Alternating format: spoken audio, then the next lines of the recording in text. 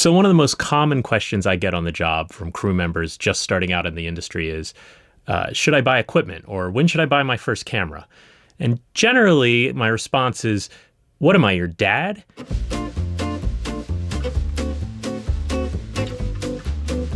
When you talk about buying gear, I feel like there's a variety of scenarios you could be talking about, and the math is a little bit different for each one. Though generally speaking, I find that the exercise of running the numbers is just a way to justify either buying a piece of equipment or not buying a piece of equipment.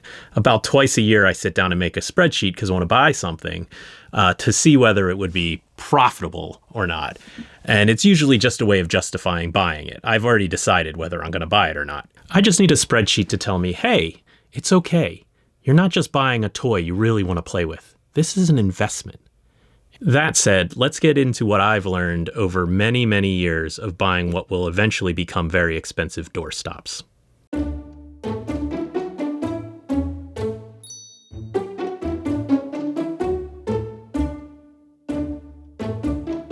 Okay, now that that's out of the way, I have one other caveat. All of the advice I'm about to give you is based on the assumption that you're already in a relatively stable financial situation. And I know that's a pretty big assumption for most of the people in our industry right now. But if you're drowning in credit card debt or are skipping child support payments, you should be watching a different YouTube video, either about consolidating debt or maybe not being a giant piece of shit. Also, I'm going to try to avoid giving realistic numbers for how much things should cost or how much you should charge for them. I don't want anything to be construed as my advice on how much you should pay for something or how much you should charge somebody for a rental. Those things will change massively depending on when you're watching this video, where you are in the country or the world, and also where you are in your career. I'm not entirely sure how that's going to work, but let's see how that goes. A focus puller decides she wants to buy a monitor to make a little extra money on each job, a kit rental. It's very normal practice. She's done her research and she sees the monitor she really likes to work with costs about, let's say, $10. She's also done some research and discovered that she can charge around 50 cents a day to a production for the monitor. Let's do a quick back of the envelope calculation and see, is this a good idea or is it not a good idea? So the simple calculation for this type of thing is to take the cost of the item and divide it by the rental rate that you think you can charge. And that should give you the number of days it'll take you to pay this thing off. And after that, it's all profit. So in this case, our young camera assistant divides $10 by 50 cents and sees that she'll be able to pay this monitor off in 20 days. Not bad. Especially because she just started a new doc series and she's been assured that she'll be able to rent the monitor on that job. It's a no-brainer. Welcome to the world of capitalism, my young AC. It's creepy. You may notice that we're not trying to calculate the profit she's going to make off this. I find that kind of calculation involves way too many unknowable variables. It's good enough to know that after 20 days, it'll all be profit. Basically. If you really want to, you could sit down and calculate the profit. It would be the return on investment is what they call it, or ROI. And in order to do that, you would need to determine how long the piece of equipment is able to be rented. And from that, you could determine how much it depreciates each year. Basically, divide the life of the piece of equipment by how much it cost. You would have to decide how many years you think this piece of equipment will be in service. And with that information, you could divide the cost of the piece of equipment by those years and determine how much it depreciates each year. And then you could project forward how much you think you will charge, how much you will make from this piece of equipment every year. And then you'd also have to include things like insurance and any service you might have to perform on it if it breaks down and has to get fixed. There's always a little bit of that. And then you could come up with a completely fictional number for how profitable this investment is.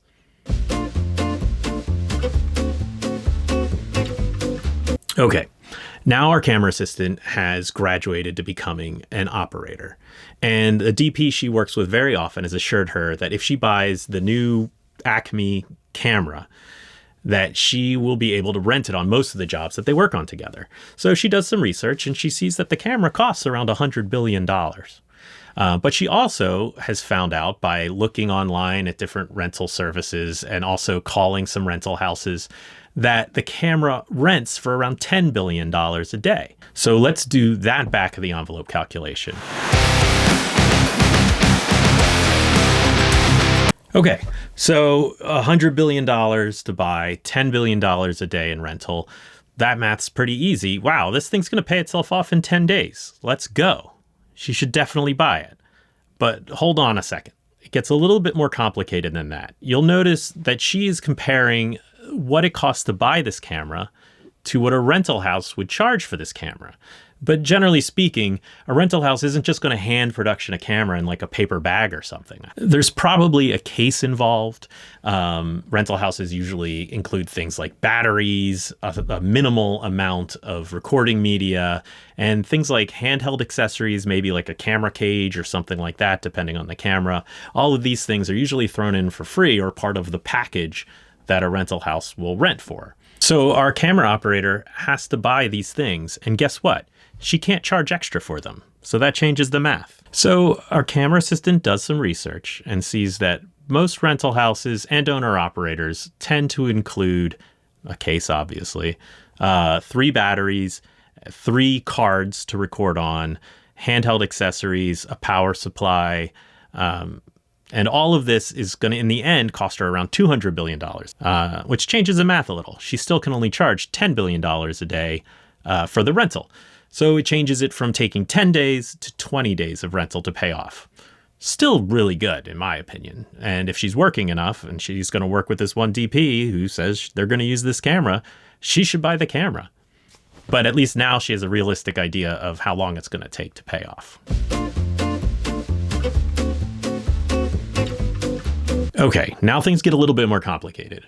Our industrious operator has now become a DP and has been squirreling away her money from her camera rental and her monitor rental to save up to buy a camera package. The idea being she's going to provide everything in the camera department, all the basic things you'd need. Things like a camera, maybe a second camera, monitors, lenses, tripods, everything that at the very minimal you would need to make a documentary in the camera department.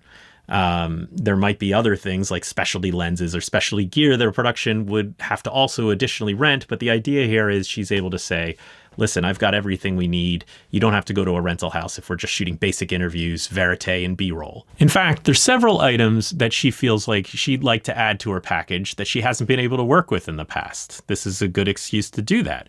Maybe some slightly nicer lenses, and maybe a specialty matte box that actually pulls focus for you and can make espresso.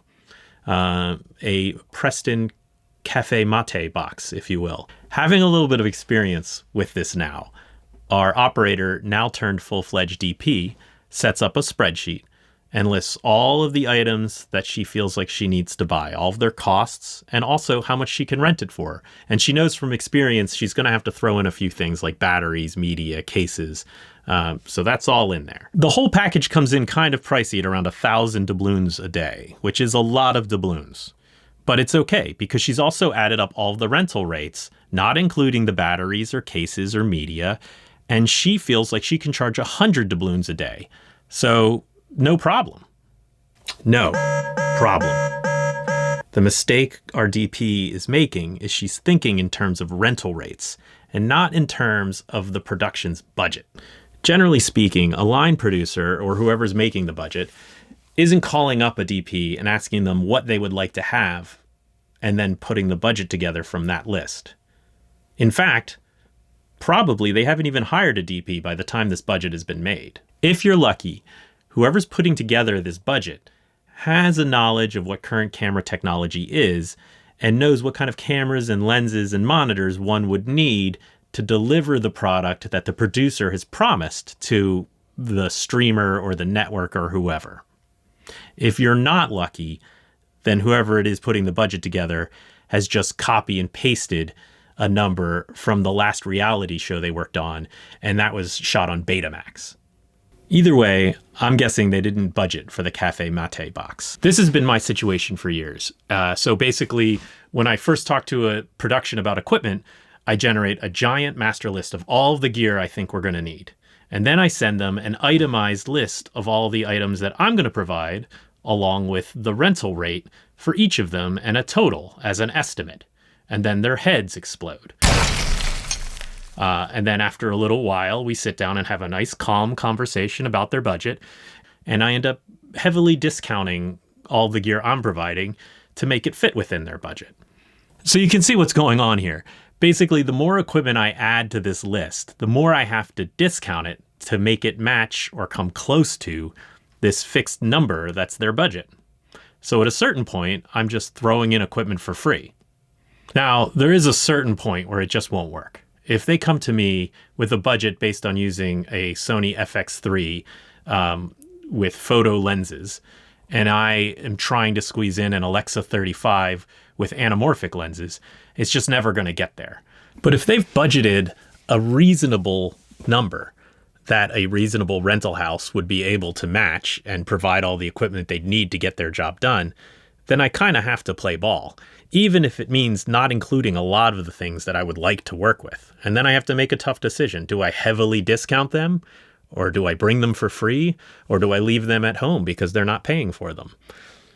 Either way, I'm not getting the rental that I thought I would get if I just added up all of the rental rates of the items I'd like to bring.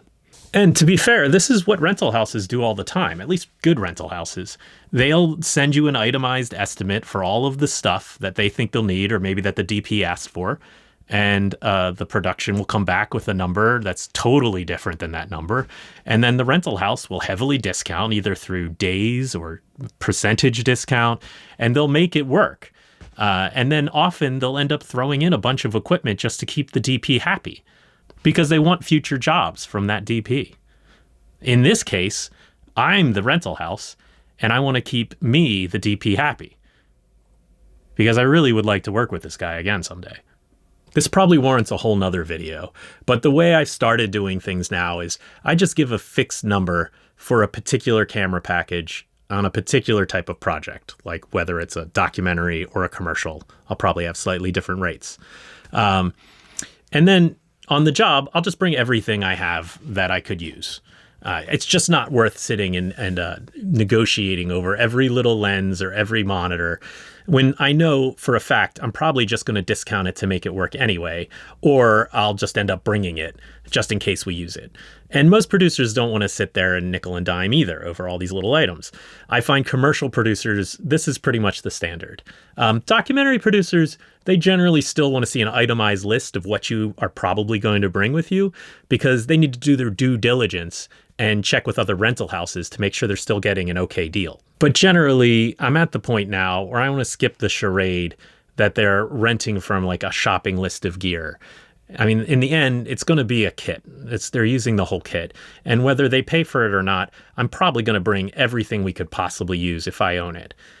I really hope like producers aren't watching this right now because they could really use this against me. So what does this mean for our DP looking to buy a brand new camera package? It doesn't mean she can't buy the really expensive weird matte box or the really expensive lenses, even though cheaper lenses would probably get the job done and is what they will budget for. I mean, this is her craft and she knows what she needs to do to deliver the best images she can. And that's really the most important thing. But being realistic about the rental you're going to make is really important just in deciding how quickly you're going to be able to pay this thing off. And like I said, generally, I've never done this exercise and not had the math tell me that I should buy it, which is very dangerous. What I recommend is doing some research, not with camera rental houses, but with other owner-operators, and if possible, with some trustworthy producers. There are some out there, I promise you. What she's hoping to find out from these people is what is the expected rental rate for a camera package, regardless of what the itemized items are in it. For a basic package, on the type of project that she's working on now or is hoping to work on in the near future. You have to be a little careful here because this can be a little tricky. I found, even when talking to close friends who are owner-operators, the numbers they give me tend to be a bit higher than I know they're charging. And that's understandable. I don't think anybody wants to tell you the number that they've been negotiated down to on numerous occasions. They generally are going to tell you what their list price is. And the same thing goes on the other end for producers. They might not want to tell you how much they've had to raise their budget to get a certain DP to work on the job. They're going to tell you a low number because they're incentivized to keep the numbers relatively low. And maybe if you work on a future project with them, they want to do it for that rate. So what you can get after talking to both operators and producers is you could probably get a range of numbers. And probably the responsible thing to do is use the lower end numbers in your calculations. In doing this, our DP has discovered it's probably more realistic that she'll be making around 50 doubloons a day on the type of projects she works on for a camera package, despite the specifics of the camera package, the really fancy lenses and the really, really fancy matte box. 50 doubloons a day seems like the going rate. And then using that number, it sounds like it's going to take her about twice as many days to pay it off as she thought. Is that a big deal? Maybe not. An easy way to illustrate this idea is with lighting. Even more than in camera, lighting, the producers really don't give a shit what I'm bringing. They just know they're paying for a lighting kit, and there's a pretty standard rate that they expect to pay for that. Unless there's some special situation, most documentary lighting kits look around the same. Suffice to say, I have a pretty flushed out lighting kit that I can use on pretty much any documentary project. And I pretty much charge the same rate for it no matter what. So every once in a while, a new light might catch my eye.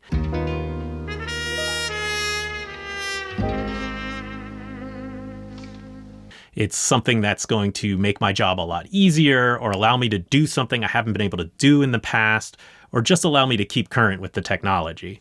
Now, I could go through all the motions of calculating how long it will take to pay this thing off, but really it's a waste of time because I know I can't charge any more for my rental kit, whether I have this light or not. The only financial advantage is I may be able to unload an older light or some other equipment because I bought this new light, but probably at a loss. And this sort of brings me to my thesis for buying gear. Why should we buy gear? Sure, it's great to make the extra income. In fact, there's some years where my equipment ends up making more money than I did, which is humbling. But ultimately, we're not rental houses. I'm only one person, and there's a limit to how much rental I'm going to make on any particular project. And if I'm not using some equipment, it's generally sitting at home not making any money. And I know. A lot of people leave cameras at rental houses and have a deal worked out where they split the rental. And that's good if it works out for you. I've found in the past that hasn't really worked out that well for me. Generally, the rental houses always want to rent their equipment first. And anytime things are busy enough where my equipment ends up getting rented out, it probably means I'm working and I want to use that equipment. So why do we own gear? For one thing, many producers in the documentary world especially expect you to own the gear. They expect to have a DP who owns camera equipment and lighting equipment. It's just how it's been built. For a long time, I sold my lighting equipment and was hoping to always have a gaffer who will provide the lights. And what I found is over that year or so, I was renting the gear myself that I used to own because they hadn't budgeted for a gaffer, and I didn't want to turn those jobs down. I will always urge productions to hire a gaffer if there's any lighting involved. I feel like you see it immediately in the quality of images I'm able to produce, and also in the schedule we're able to maintain. Things happen faster, things happen better, and things are a lot calmer on set when you have somebody focusing on lights instead of a DP who's splitting his attention between lighting and camera and crafty usually. The final reason, and the big one for me to own gear, is to make it your own. When I'm not working, I'm in my basement like a mad scientist, trying out new camera rigs, trying new lighting techniques. It's stuff you can't really do at a rental house. You have to be free to try embarrassingly stupid things. Plus, when you get to set, everything you expect and want to have is there because you set it up that way. You don't have to worry about whether a rental house has this particular little piece that you really like to use. And, I guess I can make it work like that. This becomes really important, especially when you're shooting a lot of handheld. I found I need my camera to be built the way I like my camera to be built because I'm going to be holding it for hours on end. And I've got it streamlined down to a point where I can get it exactly the way I want and hold a nice steady shot for a very long time. And often when you're using a rental house's camera, everything's too heavy or there's too many accessories. There's that back you have to put on it in order to make it work. And now this thing weighs like 100 pounds. I think this is probably a subject for a video for sure. Handheld camera shooting, rigging the camera out, different methods. So stay tuned for that. So there's lots of reasons to own equipment. But equally important, it's also important to know when not to use your own equipment. And that can be really hard, especially because you laid out like a lot of doubloons for this stuff. First of all, if there's a crew member who owns their own equipment and it's more in their wheelhouse than mine, I will always defer to them to get the rental. For instance, the one that usually comes up is a gaffer. If a gaffer owns their own equipment, I will only supply the equipment they might not have that I feel like we'll need for the job. So why do I do this? The first reason, the most important reason is the most important resource you have on the set is your crew. Having a good crew is far more important than any piece of equipment you could have. And I feel like this isn't understood enough in our industry. People brush over how important the crew is. It's critical that you have the crew you want to do the job. And if you want good crew, you have to take care of your crew. When I hire a gaffer for a job, I'm competing with all of the potential jobs that could call him between now and when that job happens. And a lot of those jobs probably involve rentals. So if I want him to hold that date for me, it helps if I'm giving him a rental. Also, I don't want to have to explain to a gaffer how my lights are all wrapped up in my old t-shirts in that case, and that, oh, if you're looking for like the power supplies, they're in that shoebox that I duct taped to my rock and roller cart for some reason. Another difficult call is when your gear isn't the right gear for a job. Generally, I push to use my equipment on a job, not just because I'm going to make money with it, but also because it's the best equipment for the job. That's why I bought it. But every once in a while, I'll be convinced by production that we should use a different camera system for some technical reason or another. Or maybe I have the opportunity to work with some really nice glass that I could not possibly afford to purchase. In these instances, I found it's really important to build like a giant spiky wall between your creative brain and your business brain. Doing what's right for the job and what will create the best images is always the right answer, even though it feels like in the short term you might be leaving money on the table. In the long run, making great images and making your clients happy is going to lead to far more money than whatever the rental was on this one job. And I get it. That can be very hard sometimes, but you don't ever want to get a reputation to be the person who will only work with their own equipment. It's incredibly short-sighted. And let's face it, if you were really that concerned about making money, you wouldn't be shooting documentaries. Also, as presumably creative people, working with new equipment or trying out new tools only expands your tool set of what you're able to do and makes your bag of tricks that much deeper for future projects. There's nothing like using someone else's lighting to do the same lighting setup you've done a million times, but suddenly you have a different set of lights and you try something different and you've learned a different technique.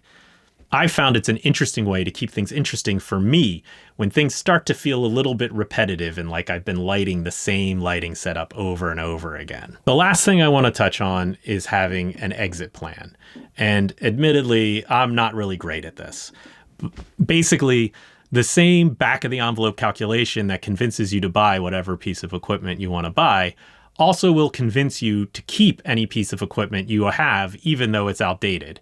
If I know that I could sell an old camera that I'm hardly using anymore for $1, but I also know that I can still rent it every once in a while for 10 cents, the math is generally always going to say you should keep it and just rent it every once in a while. It's more profitable. I mean, I'm probably going to rent it at least 10 more times before the thing is completely dead, right? And then it keeps going on like that. Next year, it's only worth 50 cents, but I actually I can rent it for 5 cents. So if I rent it another 10 days, I can still make money on that. It's a good investment. I should just keep it. After all, I already own it. I've basically become a very aggressive eBay seller. When there's a piece of equipment that I really don't want to work with anymore or I feel like is outdated, I basically price it to sell, and I don't mind paying all the fees. Because if I make it a chore at all for me to sell this equipment, then my family is going to be eating dinners on Pelican cases and sleeping on mattresses stuffed with lenses. We just don't have the space. And also, I need that money to pay for future camera gear. Sell that shit, trust me. It's done its job for you, and now it has the opportunity to have a second life in a megachurch somewhere or a college campus. And maybe it'll write to you. And when you're on your deathbed someday, it'll come to you and it'll thank you for setting it free and letting it experience the world. Well, that's all I've got on equipment anyway. Let's continue the conversation in the comments. But if we could keep it civil, I'd really appreciate it. I'm very thin-skinned. But I'd love to hear what other people think about buying gear or how they make these decisions. One of the reasons I'm doing these videos is to create a space where we can kind of have these conversations as professionals and maybe help out some people who are thinking about becoming professionals. Well, thanks for watching. I hope this is helpful to somebody out there. Hopefully we'll get to meet in real life someday, maybe on a job. Who knows?